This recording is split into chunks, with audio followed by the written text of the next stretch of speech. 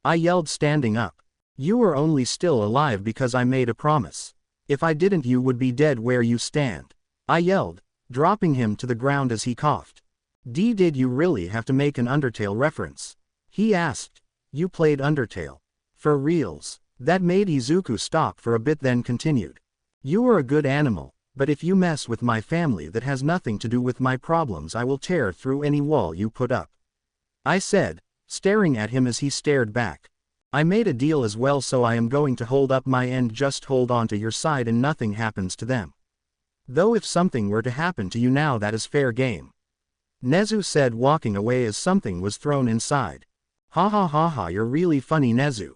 I yelled out as the grenade blew up, blowing me out of the pizzeria. I heard multiple clicks around me. I get up like an inflatable crazy waving tube man. You guys really know how to get my boner going.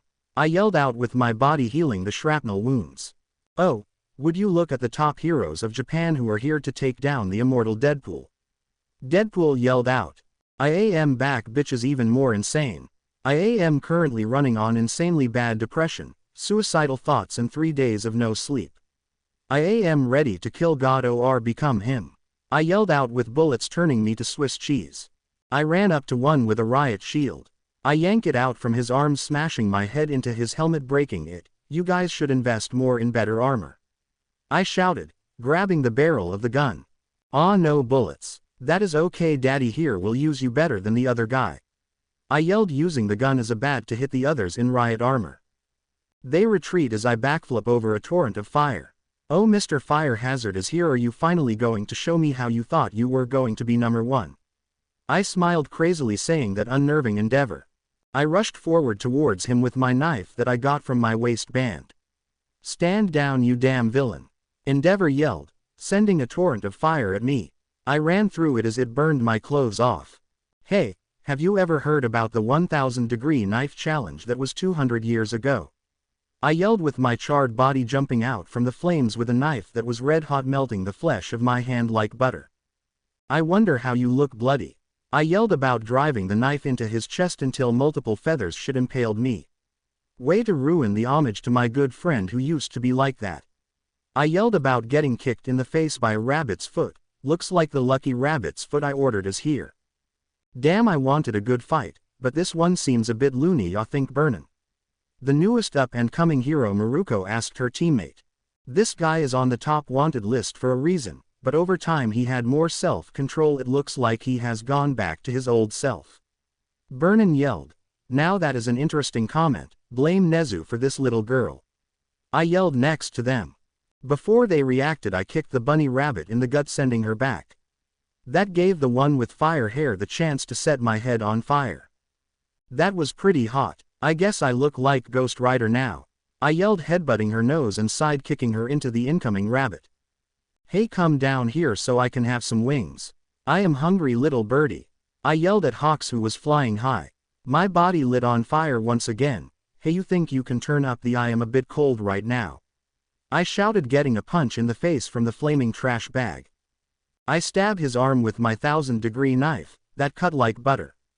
I kick Endeavor in the nose, hearing a large crack. Oh, that sounded really nice. Now where is the chicken? There he is. I yelled, chucking my knife at Hawks, hitting him directly in the shoulder. Gah, fuck, how the hell did it land the shot? He screamed, trying to stay in the air with a burning hot knife in him. I don't know, try asking me directly. I yelled, jumping towards him, grabbing his face, breaking his goggles. We slam into the ground as I beat into his face while retrieving my knife. A certain rabbit stopped me from continuing kicking me away. She grabbed Hawks and jumped away. I noticed that everyone was gone.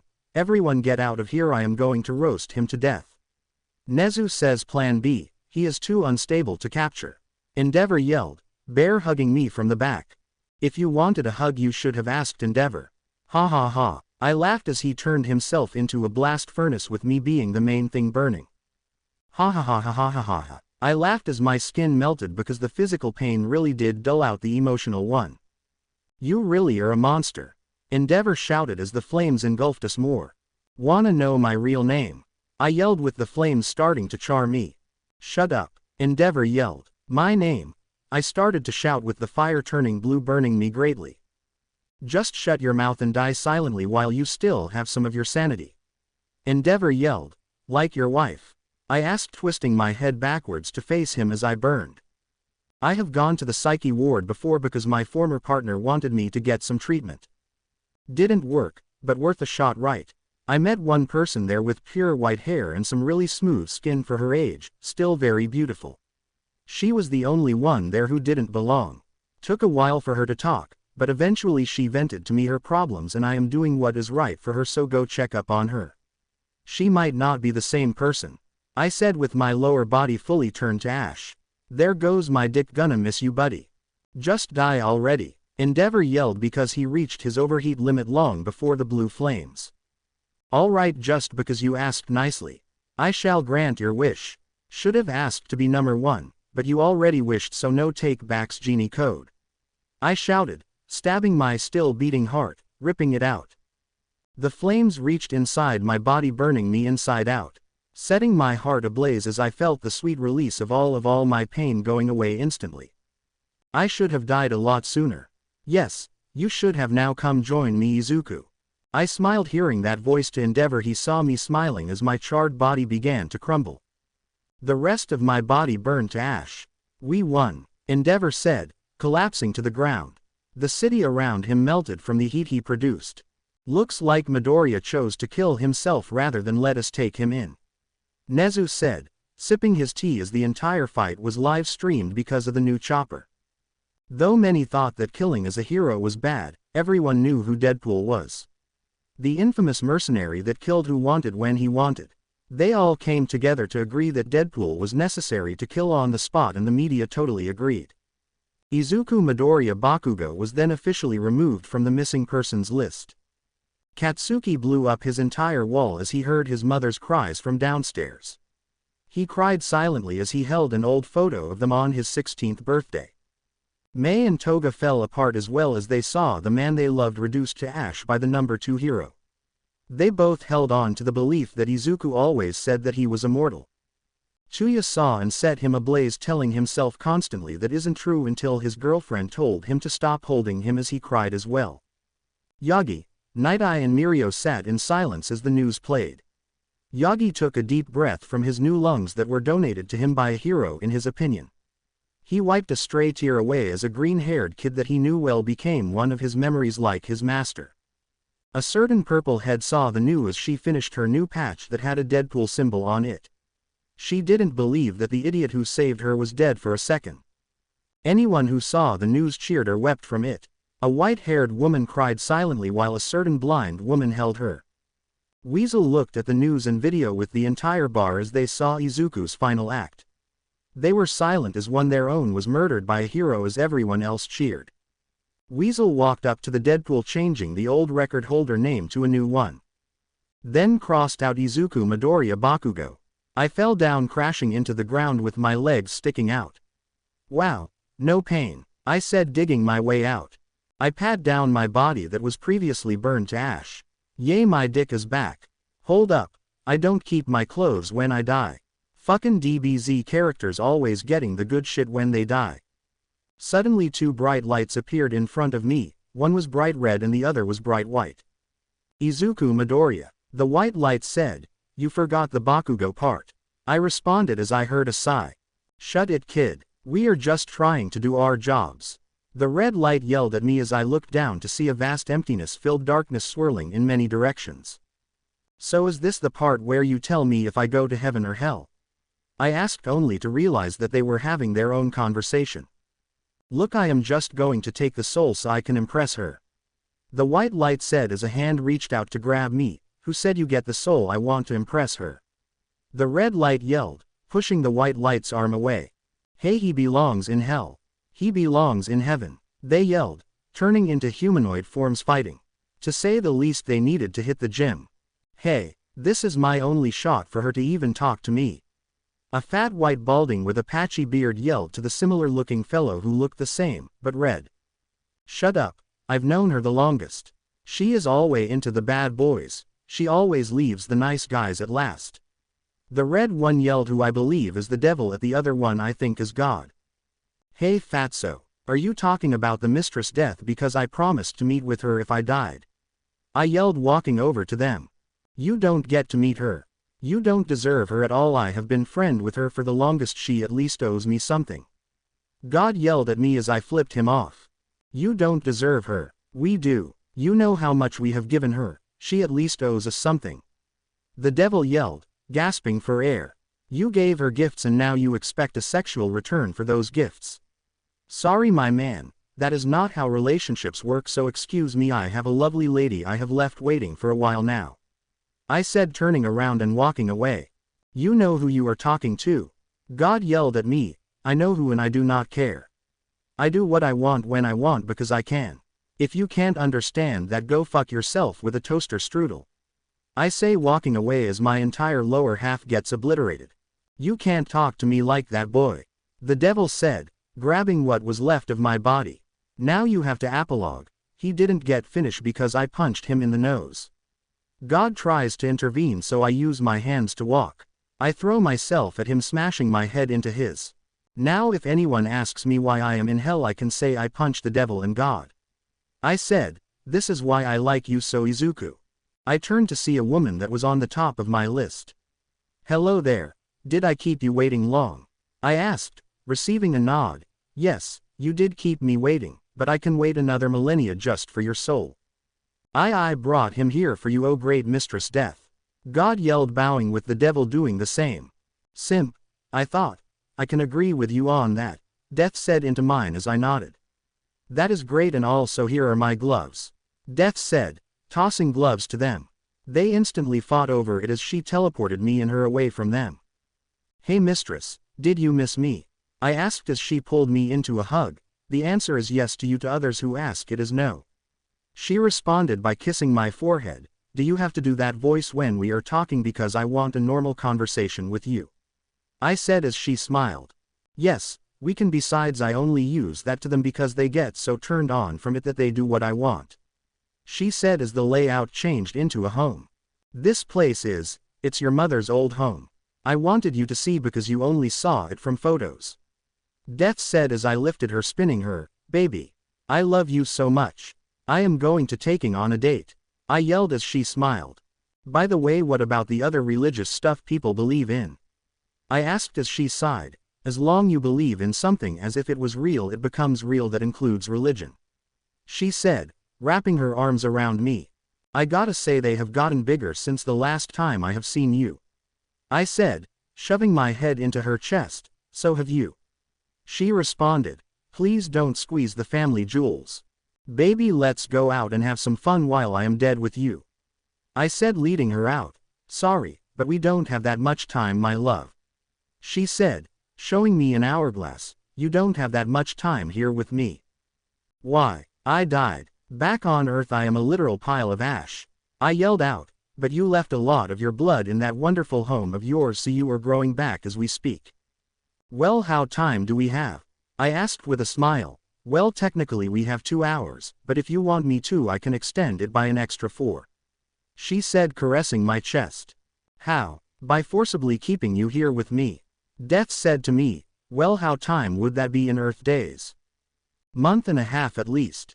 She responded as I got an idea. Can I introduce you to my parents? Also, can I get some clothes? I asked as she smiled at me. Sure thing. The world around shifted in scenery to a massive cherry blossom on a hill. I saw 2 people at the base of the tree leaning on each other. I walked to them, then instantly sprinted toward them. Mom, Dad, I yelled with tears leaving my eyes as they looked up to see me. They get up, rushing towards me, and open my arms for a hug. My dad pulled his arm back and landed a sucker punch to my face. You ain't supposed to be here, not yet. He yelled. So tell me, why is my son here when he is barely 18? I have a good explanation, I swear. I said as my mom and dad pummeled me into the ground, trying to push me out of the afterlife. Man, it's great that I can't feel pain because this would hurt. Look, I am only here for a couple hours, so I will be back alive soon. I said with Mistress Death coming behind me. Once they saw her, they both instantly bowed. Hey, what exactly are we? Well, I would like for you to be mine while you are here, so my lover, she told me as I nodded. Mom, Dad, I would like to introduce you to my undead lover, Mistress Death, I announced as they looked at me in shock. So son, how did you two meet? Dad asked as I sat down holding her hand. Well, as you know, I was being experimented on when I saw her for the first time. I said to myself, I have to have gone insane because I am now seeing one of the most beautiful women in the world in front of me. I say as my mother pats my head. Sorry son for not giving you a healthy body. Mom said to me with her head down. You gave me the strongest body I could ask for. Izuku is right. You two made a wonderful man that I will gladly take as my lover when he finally crosses over. Mistress Death spoke, giving me a kiss. We may be dead and have not been in my son's life since his conception, but we give you our full support, Mistress Death. Dad said, sneezing with some fire coming out. I am glad Mitsuki chose you over me. Though son, what will you do? You can't talk to them or you will jeopardize their lives. Mom asked as I grinned. I am just going to be me. Deadpool, the little green menace of Japan. No will stop me from having fun or stealing from mob bosses. I am going to live the life I want while also giving everyone a show. I proclaimed as Mom pinched my cheek. Don't forget about the girls you left back on Earth. Mei and Himiko love just as much as Mistress Death. By the way, do you have a problem with this arrangement? Mom asked Death. No, I don't. As long I can have his soul with me in the afterlife, then I am fine with him hooking up with anyone. Death responded with my dad laughing. Like father like son, huh? He said, giving me a fist bump. Then Mom slapped the top of his head down. Don't encourage him to be like you. What is wrong? He's already on the path that me and Masaru were on when we were teenagers. Dad said with Mom pouting. Don't remind me. She responded. Izuku, remember this. Me, your uncle, Inko and aunt were delinquents. We did some bad things, but when we settled down together we left that life behind. Though that doesn't mean we didn't have fun, so live your life to the fullest. Get some women, cash or cars, just don't waste it playing it safe. Dad ordered as I nodded. Now leave before I make sure you stay here with us. We will be watching, so hold my words close to your heart and also be as insane as you want it to make life way funnier. He said. I gave a final hug as they slowly faded away from me. Izuku, you know that once you die you will be with me, right? Death asked me. I wouldn't have it any other way. I respond with her patting my head. Great, because one day I will call on you to be my champion for my hand. Wait, other people are after your hand like marrying. I'll kill them all, I shouted in rage with her holding my chin. Don't worry about that purple bastard. You will beat him because you are my Izuku and I am yours. Death whispered into my ear, making me feel all good. You just know how to make me feel happy inside. But I would like to shower my happiness all over you with a date. I said, taking her hand and running. Sure thing. Montage time. Me and Death went throughout the entire afterlife seeing anything that looked nice. I ended up shooting Hilter in the face as Death took a picture. After that I did the same to Stalin. We went into the dinosaur part of the afterlife. I released the dinosaurs from their zone and wreaked havoc across the area. I held Death as we rode on a T-Rex's head, eating anyone that was in the way. I did the same with anyone that was dangerous during history, like unlocking a padlock to cage. It was like a flood of people coming, ripping other dead people to shreds. Just love the many screams that we are hearing together. I shouted, jumping into the air with Death in my arms. You know, Izuku, we have a limited time together. She says sadly, looking down. Then one day I will find a way to die just for you. I promise, I say as she placed a finger over my lips. Promises mean everything to me, Izuku. I am a promise. She said, looking down, a promise that is kept by everyone but you. Baby, don't worry. I am gonna change. I got a plan. I say, looking to the side, though is going to be really big and really fucking hard to pull off. Death smiled as she went up to my ear and said, that's what she said. Have I ever told you how much I love you? I get out a large amount of guns as we turn anybody we saw into ghost Swiss cheese. By the way, will they come back? I asked after shooting Abraham Lincoln in the back of the head. Yes. No one truly dies unless a god wants to, or a gauntlet of a certain kind can fully make sure that the soul is destroyed. She responded by ripping a Viking in half.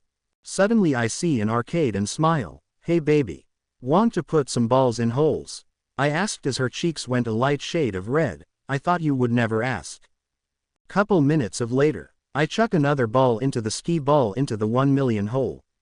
I turned to Death to see her with her hand on her face as I laughed a bit. Have you never played skee ball? Or were you expecting something different? I asked, getting punched in the gut. Next time get your mind out of the gutter, mistress. I said, holding her tight while copping a feel of her juicy backside as I felt something similar. Honk honk. Suddenly we heard a beeping and Death waved her hand, making an hourglass appear from nowhere. Oh, we only have 1 hour left together. What else can we do? She asked, looking deeply into my eyes. Maybe cuddle, I suggested as she teleported us to her room that was dark. Cut to 50 minutes later. Harder, harder, make me yours, Izuku. Death shouted as we both climaxed at the same time, collapsing onto the now destroyed bed we made love in. Sorry about the bed, I said tiredly as she waved me off. That was the best thing to ever happen to me in all of my time around. She said as I smiled. It was your first time? I asked as I was slapped into the wall. Yes, no more talking about it because you're my first. She said while I unstuck myself from the wall. I got back in the bed holding her close. Don't worry, it was my first too. Well, my first time while dead. I haven't done it with anyone on Earth. I said. We held each other in silence. The rest of the time we stayed in silence, listening to each other's heartbeat. Did she even have a heart? Well, whatever, I heard a beat, so let's just say it was a heartbeat. The timer was at a single minute left and we held onto each other tightly. I will visit you, I swear, so you don't get lonely. I said, shutting my eyes as the timer reached 5 seconds. I would like that very much, my love. I opened my eyes to see my pizzeria again. It was trashed to beyond recognition. I got up to see that I was naked, but felt a nice draft under my jewels. Can I even get her pregnant? I came in her like 4 times. Only time will tell. I searched my room to find it completely empty. I ran to May's room to find the rest of the inventions that I couldn't pack up for her were gone. I ran to the kitchen to find it empty as well. They even took my pizza oven. Man, after getting the parts to fix it as well. I said, going to the back room to see the yellow bunny and bear suits still there. Okay, you're still here, so that is good. They must have taken everything for evidence, or some looters stole my shit. I hope it's evidence, because if I see another person using my oven, oh, you don't want to know what will happen to them. I shouted, checking if my bike was still here and gone as well. Man, I am naked and have nothing. This feels very similar, like I have felt this before. I say as I remembered where May's teleporter was. I turned to see a massive bear standing in front of me. Hey buddy, did you miss me? I asked as some sparks flew out of it. The bear didn't respond as its chest opened to reveal some of my folded clothes, my suit and the teleporter. I noticed damage all over him and I looked over to see that the others were as badly damaged. Thanks for protecting the place even though I thought I turned you off. I said as he pointed at his power cell. I forgot you have an internal battery. You can sleep now. I will fix you all up again soon. So good night, Freddy, I said as he nodded, returning to his stage and shutting off for good. I put on my suit along with May's gift that was mounted onto my wrist. I teleported and stole some spray paint and a lighter. Then I went to the largest building, which happens to be the All Might Tower. I wrote a message, then lit the match as the night became day from the brightness of the fire lit the sky up. Ha ha ha ha, let's see how Japan reacts to my little message to Nezu. I chuckled at the chaos that would happen. Soon the night became day as the anybody that could read saw my message. Katsuki sat in his dorm's living room with the rest of his supposed classmates as the news came on. I knew that nerd wouldn't die from that tiny fire. He shouted as a certain purple-haired girl looked at the screen and thought, called it. Looks like he can't really die. Right, Mina? A redhead asked his pink friend. Yup. Mitsuki looked at the screen and smiled that her son was back as she heard a victory yell from the living room. See to ya, he was okay. Chitose said, putting on his sweater. Okay, I get it, sorry for almost burning the apartment down. He said, smiling as he began to take down a shrine for his cousin. He is a damn monster. Endeavor yelled as he stormed out his home to look for his wife. Told you that dumbass wouldn't die, Ray. And blind lady said to a woman with snow white hair. I was wrong, but you can't blame me. Night Eye looks like he is still alive. Yagi stated as Night Eye looked down. You know how much we have to pay for the damage? Night Eye asked Yagi. Can't be that much. He said with Night Eye showing him the bill. He suddenly buffed up. Oh my goodness. That day All Might's net worth went down 5%. Mei and Toga looked at the screen with a smile. Looks like Zuzu is back already. Toga said. Yep, looks like the father of my babies is back. But for some reason I feel jealous. She said as a fire lit inside her again to build again. Looks like Deadpool is back, but why must he be so vulgar? Nezu said in his office as he looked at the message. Deadpool is back, and fuck Nezu. Looks like my fun will soon begin. I said out loud, putting away my notebook as I heard footsteps behind me. They continued walking towards me as I stayed still. Soon they stopped and sat on the same ledge as me. You know, I was surprised that you came back, but I knew one way or another you would. I shifted my head to see a familiar white mammal. Hey Nezu, did you miss me? I hope you did. I say, patting his head. He quickly removed my hand. I would be lying if I say I did. He responded by taking out a teacup from nowhere. I do the same by taking out a bottle of Jack Daniels. Look Nezu, I want to have some fun with you, up for a game? I asked him. He shook head no. You're no fun. When you quote-unquote died I took care of the problems you caused all in the same day. With you gone it gave us the opening we needed to go in and destroy and incarcerate every single crime family that you let grow in power. Sorry about that. Let me finish, please. After that I placed undercover spies in every nook and cranny I could to keep an eye on the others that have yet to make a move. Nezu stated as Izuku took a swig of his drink. He had made an imbalance to the point that could have had a dire effect if Nezu didn't step in. How about I cut you a deal? He said, taking out a packet. If you can agree to my little deal and stop terrorizing the people of the city. What about the allegations that you like to terrorize your staff and student for fun? I asked. No comment. Okay, keep your secrets. I say with him shaking his head. Lord of the Rings. Really? He asked, face pawing. You got it. Looks like you're a nerd. Look, to put it simply, you are an idiot that was given a strange hand. Nezu says, opening a suitcase filled with my kills. Hey, my kill count. I would love to see some familiar faces. I said. These were all terrible people. Some are child molesters, others were killers, most were abusers and human traffickers. This other packet is also filled with the innocents that you have gotten killed as well. A couple dozen alone on that highway massacre you did. This packet is just as thick as your kills. A lot of families have been in grief. Nezu said, looking down. You even save people from suicide like young Kyoka Jiro. Nezu smiled as he said this. So that's her name. It's pretty nice. I say. You help abandoned children or lost kids. Nezu says, taking out another packet of files. Izuku sat there as Nezu went on with his words. He knew what he stated was true. He killed a lot of bad guys and innocent people. He isn't innocent for his crimes. I am going to use this. He said, take my Jack Daniels, and dumped it over the pile. He reached into his pocket, taking out a lighter and tossed it into the pile. It lit instantly, burning everything. Come to UA so I can help you and stop all of this.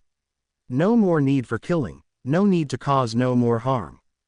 I thought about it for a second, then I thought about the things that needed to get done. Sorry Mei, Himi, I have to do my part before I do you guys. That did not come out right. Whatever, it's in my head. No, I can't, maybe later, but not now.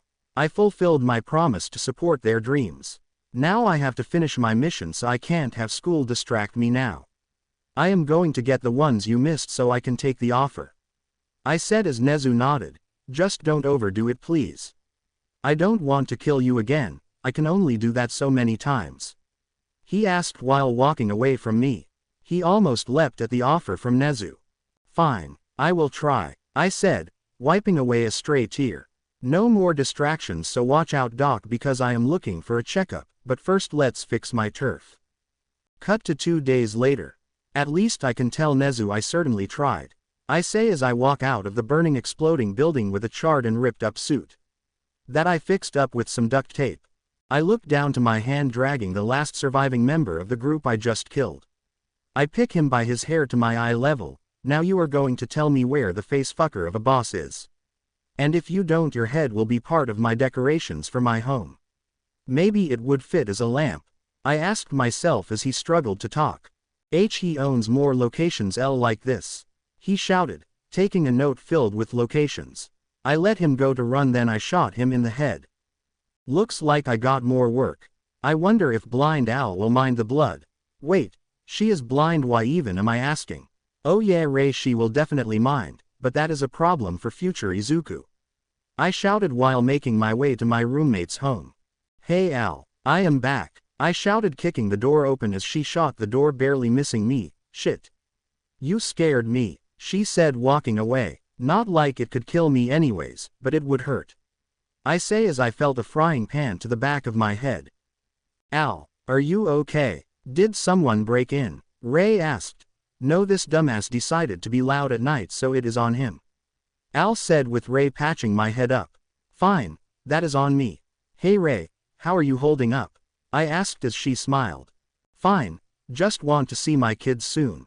She said. I pat her head. Don't worry, you will see them soon. We just need to change your looks. And Endeavor found out about your double, so he is looking for you. I said, crossing out a list filled with locations. I gotta get a new card. Plus I get to see some fuckheads. I say, changing my clothes. Ray, wanna come? I asked as she nodded. Yeah, just leave my blind here by myself. Al said, sitting on the couch.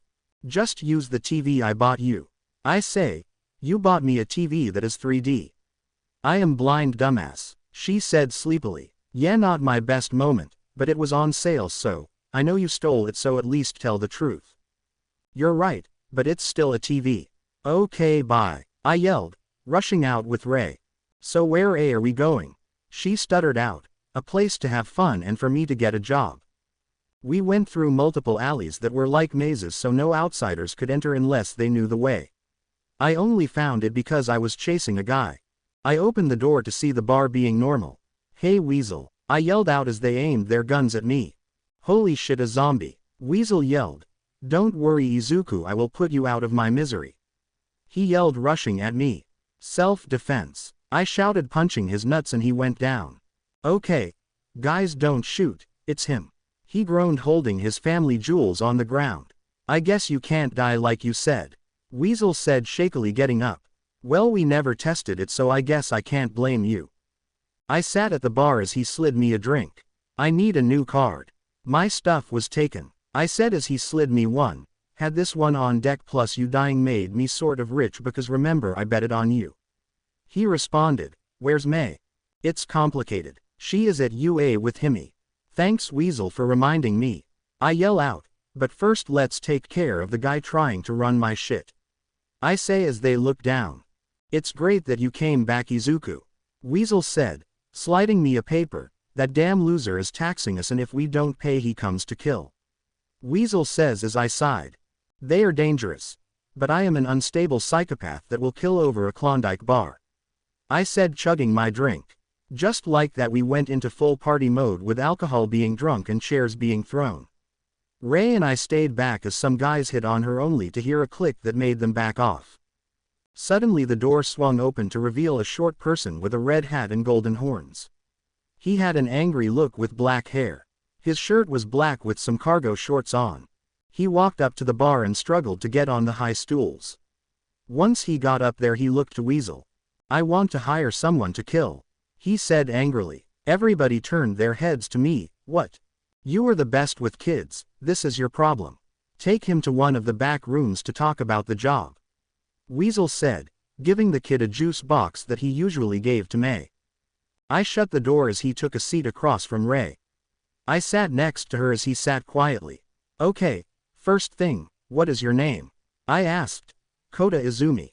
Why are you here? I asked him, sighing. I want someone dead. How you remind me of my young self that still wants a certain doctor dead, I said, giving Ray my drink that she accepts. So who is it? A bully, teacher, or a pervert? I asked as he rubbed his eyes. It is a villain who killed my mom and dad. They were heroes, so I want him dead. He yelled. The heroes can't do anything. So I am asking you to kill him for me. He has blonde spiky hair and now is missing his left eye because my dad hurt him permanently. I search for the Izumi names and the waterhose duo pop up with a photo of their murder. Okay, and what is payment? I asked, knowing it wasn't much. He dug his hands into his pockets to reveal multiple coins. At the most it was 2,000 yen. I know it isn't much, but it's all I have, he said as I accepted. I give people discounts based on the circumstances, so I will accept what you gave. The contract is complete, so your target will be eliminated soon, I said, smiling as I crushed the side of the table. Ray hugged me. Calm down. Let's return Kota to his family, she said as I sighed. Sure. Kota, let's go. I will get you home so you can be safe. Here isn't the safest, I say, picking him up. We walk out of the back room. Weasel, I am leaving for a job, see y'all in a bit, I say, closing the door behind me. Okay, Kota, how did you find this place? I asked as he took out a piece of paper from his pocket. My auntie had this paper in her purse. I read it and it said it was for intel and hitman, he said, stuffing it back in his pocket. That's nice. You're pretty smart for a kid, so use that to your advantage. Being smart can get you pretty good things, like knowing how much money you can extort through fear, I say as he looks at me confused. Izuku, please don't give advice about how to gain money through your methods to a child. Ray told me. Really, I thought kids liked money. Well, I didn't have a childhood, so who am I to say? Can I know your name? Like your hitman name, or is it a code name? Kota asked. I was given my name by this pack of ninjas that tried to kill me when I was a newborn child. Do you think I am dumb? He asked. Fine, I was just trying to make a joke. I got the name after people betted on me to die only to realize that I can't, so they called me the winner of the Deadpool. First it was Captain Deadpool, but Deadpool sounded better, so I took it as my own, with my partner saying it was a great name, I said, with Kota looking in awe. You're the Deadpool? Huh, I thought you would be taller, Kota said, hitting me in a sore spot. I can't control my height. By the way, Kota, do you know where you live? Ray asked, fixing his hat. That the thing, I sort of ran away from Auntie because I knew this was my only shot to make it to the place, he said, looking down. We explored around the shopping district while doing some minigames like winning a green bunny for Kota and white one for Ray, while I got a bottle of hot sauce. We got some snacks as well while looking for his aunt. We haven't found a single clue to where she was. How about we look for her as we get some ice cream for you, bud? I asked. Sure, he yelled as I chuckled from his excitement. Looks like there is a kid spirit inside you after all, I say as we finally exit the arcade. I put Kota on my shoulders as we head to a local ice cream spot. Okay, what do you guys want? I asked as they thought for a bit. A vanilla for me, Ray said as I nodded. A chocolate, Kota said, so I ordered them the ice cream, paying it with Kota's payment money. Kota Izumi. Oh shit, I yell in surprise, with Ray pinching my cheek. No swearing in front of kids. I was surprised. Kota, thank God you are safe, his supposed auntie said, hugging me very tightly yet comfortable and soft. Thank you very much for finding him. She stopped talking, looking at me intently. Do I have something in my teeth? I thought you died, Deadpool. Hey, let's not cause public panic at 2 in the morning, I say, cutting her off. I am called the Immortal Vigilante for a reason, I say, handing her Kota. Fine, you get a slide for helping my nephew. Though next time as the hero man delay, I will have to detain you, she said, walking away with Kota. Thank you for helping me, he yelled, shocking her. Maybe he isn't so bad, she thought as she regrouped with her team because she found Kota. She's hot, I say, getting elbowed by Ray. What did I say? I asked, confused, as Ray walking away. I stared down at my final target from my list of buildings to destroy. Ah, I love how time passes me by. Just have to make the most of it, I say, grabbing out a sniper. Just being a menace is so much fun. I zoom in to see 2 guards, one for each, I say as my finger reaches for the trigger. I wouldn't do that, Deadpool. If I were you, well, not yet at least, a voice I heard said from behind me. Fucking buzzkill, I say, getting up, turning around to see the Heroes Association main puppet. Hey, Lady Nagant, did you come to put me whittle old me down? I asked. She stared me down with her arm fully loaded, aimed at the ground. No, I just need some answers. She said, reverting her arm back to normal. What type of question? Your sexuality, afterlife, fortune, I asked, getting smacked. Just shut up for a bit, she angrily said as I motioned a zipper across my mask. I thought about what you said before you tried to blow me up with your shoulder. Really now, have you come to tell me I was right because I have a victory firework on me? I say, taking it out. Once it goes off it will say I was right. She looked at me with a face that said she was already done with my shit. Look Deadpool, I just want to join you, Lady Nagant said, putting out her arm. Wait, really? Man, I've always wanted a sidekick, I shouted, taking her hand and shaking it very hard. I want to be a partner, not a sidekick, she sternly says, but. She transformed her arm, aiming it straight at my schlong. No buts. Okay, partner it is, I say, picking up my sniper. What about your previous life? I asked, zooming in to get my shot. All my money was donated to a cancer charity and I didn't have an agency, so I don't have any interns. All my papers are hidden and I resigned today. Also I don't have a family, so that is all taken care of for my former life, she says, standing next to me, aiming in for a shot too. Though they are begging me to come back or they will expose me. Blackmailing at its finest, though I don't really care, she said, attaching a silencer to her sniper arm. Well, you are now part of the ragtag squad, Team Deadpool. I know it's a really good name, I say as we both take the shot, killing the two guards. I grab her shoulder, teleporting us to the front door. Now how much C4? I asked as she was about to speak. Who cares, all of it should work, I shout, dumping around 20, now run. I shout, running away, hitting the detonator. You are an idiot, she shouted, sprinting away from the explosion. I know, but isn't that the fun part? I yelled, with dozens of pouring out like chicken with their quirks activated. If I die on my first mission with you, I am going to haunt you, Lady Nagant said. If you do, tell Mistress Death I said hi and ask if she's pregnant, I say, using my sniper like a bat. Wait, the afterlife is real? Like God and the devil? She asked, evading a flaming fist encounter by breaking the person's arm. Yeah, though those two are just simps for death, I responded by smashing the sniper across a thug's neck, breaking my said sniper. Does that mean I still have to go to church or something? She asked another question. Nah, as long as you die you will end up in the afterlife. Also it matters which one you believe in, so you can be judged, I say, getting pierced by a jagged rock. I take out my pistol, getting a double headshot with Lady Nagant, blowing a guy's head to bits with a point-blank sniper shot, with the bullet curving, hitting 3 more, leaving me wide-mouthed. She looks at me and smirks. Show off, I muttered, murdering the rest of them with my twin pistols. There was a reason why I was the top assassin, you amateur, she said, smiling at me as I grumbled. We entered the warehouse to see more people. Gotta say this at least once, I think he heard us, I said, taking out my twin blades. No shit, she responded while I chuckled. A blast of energy shot past us along with a blast of water. Time to kill, again, I yell, cutting a couple heads off with a single spin. Lady Nagant blew off multiple limbs with explosive shots. I rush forward, inserting my blades into 3 people. Ha, you just got kebabbed, I say, chucking them to the ground. We continued to massacre them for a bit, with both of us just trying to one-up each other. The ground suddenly began to shake with the sound of loud stomping coming right for us. We look in the general direction where the sound is coming from. We killed the rest quickly as the stomping got louder. Do you think it's Santa? I asked. Do you still believe in Santa Claus? She asked, looking at me weirdly. What?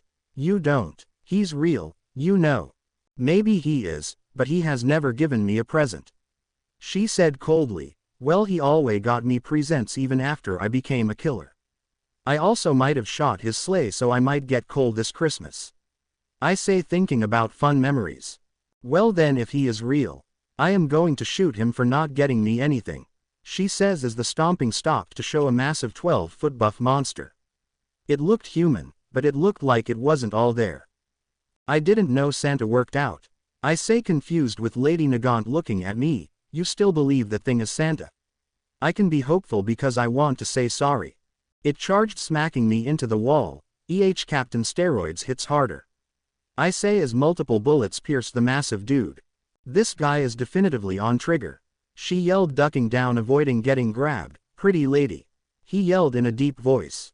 Ah, he likes you. The feeling isn't mutual, she yelled, flipping backwards trying to land a certain bullet. I charged right towards him, leaping into the air and stabbing both my swords into his back. Only for them to snap in half. Goddamn it, I spent a lot of cash for these. Pinkie pies are way better than these. The big dude turned around with a bright red face. I think I made it mad. I yelled, getting kicked into multiple crates. I get up with multiple wood stakes impaled into me. Hey, I got wood, I say as an achievement appeared above my head with my leg getting grabbed. The roid monster then proceeded to hammer me consistently into the ground. You know, Lady Nagant, the point of being my partner is helping me out. I yelled as my entire skeletal system became mush. Hold up a bit, and there it is. She shouted with a loud gunshot went off and the big lug fell over. I slowly got up as my bones snapped back into place. I groaned, standing up on my feet. Next, can you shoot the guy who was trying to kill me? I slurred. Sorry, I had to make sure my armor-piercing round would land. She said, checking the dead body. Huh, this big guy was definitely using trigger, but the catch is that this version is way stronger. She said, looking at the neck where his veins were large and black. So was his tongue, meaning he was a daily user of it. The way it looks like is that he took multiple at the same time. Though that would usually mean overdose then death. I say, looking over her shoulder. Then let's go beat the boss up because he is my territory. I said with my pistol drawn, going to the last room. We burst down the door to see a very scared bearded fellow. He hid in the corner and looked like he was about shit himself. Please don't kill me, he yelled. Are you the boss? I asked as he just nodded. Then that means I am in charge again because I stopped talking as I put my ear to the wall and knocked on it. It made a noise that indicated it was hollow. I kicked the wall, smashing right through to reveal a safe and a suitcase. Interesting things you tried to keep hidden. I say as he tries to run at me, but my sidekick, partner, held him down. I crack open the safe to reveal stacks of cash and paperwork.